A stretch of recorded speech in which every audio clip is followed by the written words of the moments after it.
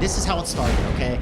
Obviously, I'm older. I grew up in the 80s, before Ben met Jerry, okay? Before Ben met Jerry, ice cream wasn't that sophisticated. You essentially had two flavors. You had chocolate and vanilla, sometimes strawberry. That was it. If you went to somebody's house and they had mint chocolate chip, the green kind, you were just like, whoa, these people must be rich. This is incredible. Are you guys gonna get a pool next year or maybe an elevator? Remember that one? So we always wanted green mint chocolate chip ice cream, but you couldn't always get it. Because like sometimes they didn't even have mint chocolate chip. Sometimes you get mint chocolate chip and it was white and we're like, this is disgusting.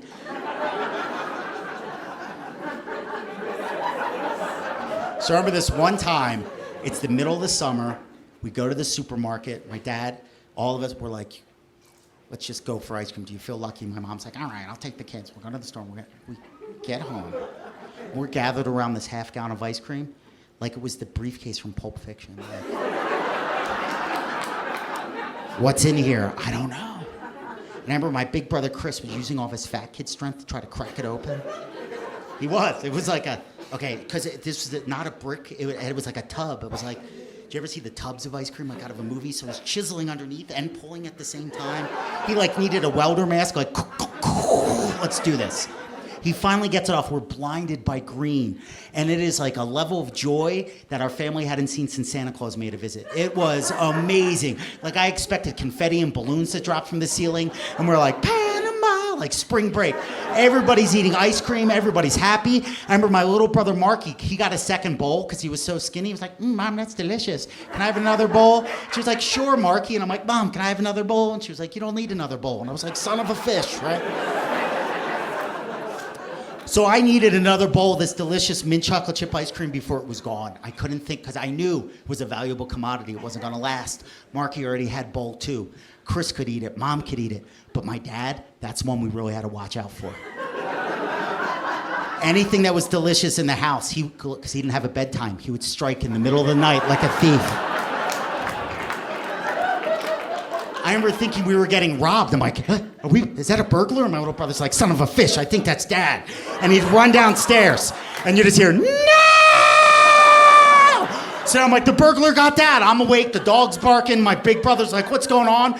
And Marky's running up the steps, where's Mom? Where's Mom? What is it, honey? Mom, okay, do you remember how you got me Cool Ranch Doritos? Because I don't like anything else. Well, guess what?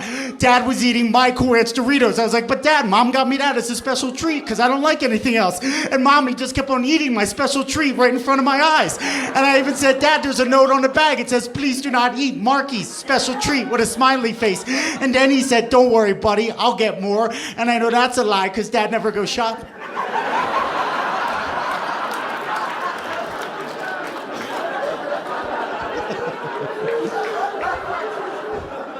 So I'm just saying,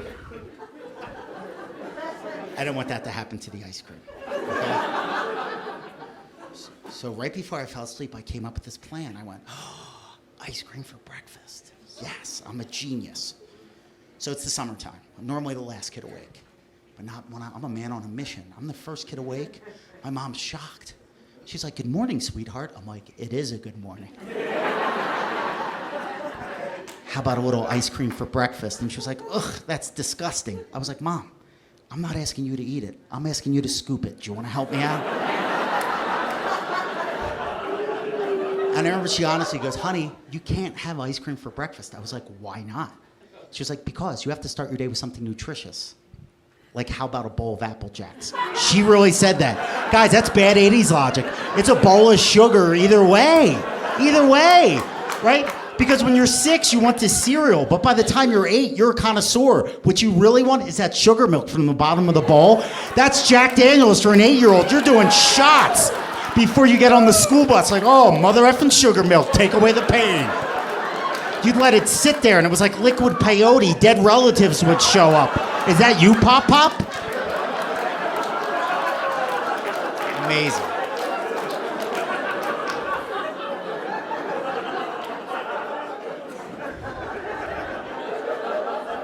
So I remember my mom, she goes, honey, look, I'm the adult, you're the child. When you become a grown-up, you can have ice cream for breakfast then. I was like, oh, I will.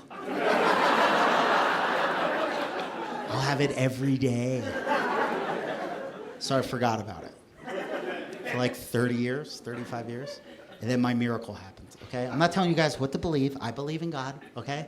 But I'm not telling you what to believe. I'm just going to share my story, okay? I woke up. I was starving. There's no food in my place. I know there's not any food, but that doesn't mean I'm not going to look. That's how hungry I was. I'm looking for food in places where I know it doesn't exist. I opened that junk drawer where there's like Chinese food menus and like soy packets, like, right? I'm like, nothing. I opened up the oven, like somebody put a turkey in there overnight, like. Then I opened the freezer, and there's a brand new pint of delicious ice cream in there. I'm like, whoa, how'd that get there? And I checked it. It was brand new, no spoon scars, nothing. I don't know how it appeared there. But I just remember going, I can't have ice cream for breakfast, and I closed the freezer. I didn't even take a step. I closed the freezer, and then I was like, oh, it's about to go down. I started eating the ice cream at 8 in the morning. So much joy is going through my body. I take out my phone and I hit Pandora, okay? That's a random radio station. At that second, Hall & Oates came on. At that very second. You don't believe in God? That's all the evidence I need. It's 8 in the morning. I'm eating ice cream and I heard, you can rely on the old man's money. I was like, forget it. I'll give up tomorrow because right now life is perfect, okay? So this is what I want you to do. On your way home tonight, stop by the supermarket. They're open 24 hours now, and if you haven't been down the ice cream aisle since you were a kid, they've made some changes. They have flavors of ice cream now that Willy Wonka himself couldn't fathom. They have amazing like, I think it's the only industry that's really hiring the right people. Like, I imagine there's a room somewhere just of fat guys coming up with ideas, spitballing, like, hear me out, don't judge. Close your eyes, see if you can taste it. What if we took the birthday cake and put it right into the ice cream? You're like, oh my God, Larry, you're a genius. You get a promotion. Like, I want you to go down and find a flavor you didn't even know existed. Let that joy enter your heart and be like, oh, this one has brownies in it and caramel and pieces of pretzel. Whatever it is, I call it the fat guy reflex. The fat guy reflex is when you just see something and you can taste it, where you go, oh, this is the one I want.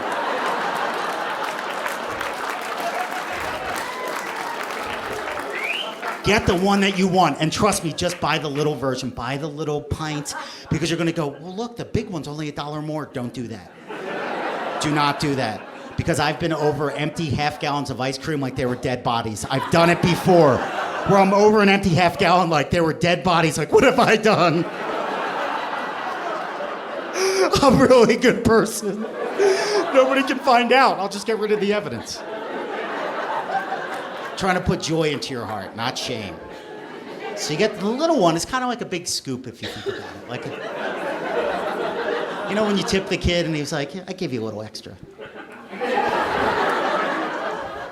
So fair warning, you're gonna really want to taste it. You're gonna be like, it's Friday, I want to celebrate life. I want to just see. You're gonna be going, why didn't he tell us to get a spoon? I've had people send me that email after shows, you should have told us to get a spoon. I'm like, no. It's called ice cream for breakfast, not ice cream on the way home. Sometimes the wait is what makes it magical. That's why Christmas is great when you're a kid. You're counting down every day. That's why Saturday mornings were glorious when I was a kid, because you're like, cartoons. You waited all week for it. So what you need is the discipline of a warrior. You need to take that ice cream, go home, put it in the freezer. That's it. Out of sight, out of mind. It does not exist. Now, I understand tomorrow's Saturday. You guys are out tonight. You're going to be exhausted. You're going to want to sleep in. I get it, man. I get it. And you deserve to sleep in, but not tomorrow. Tomorrow, what I want you to do is to set your alarm for about 3 hours before you normally wake up. Because when your phone or your alarm clock is going off at 4:30 in the morning, you're going to be panicked. You're going to be, is the house on fire? Are we being robbed? Is it ISIS? And then you're going to go, oh, I have that ice cream. And you'll pop up like an Army Ranger. Go to the freezer, eat the ice cream, then go back to sleep. Do you understand what I'm saying? You're starting your day with ice cream, then a nap. Life is about attainable goals.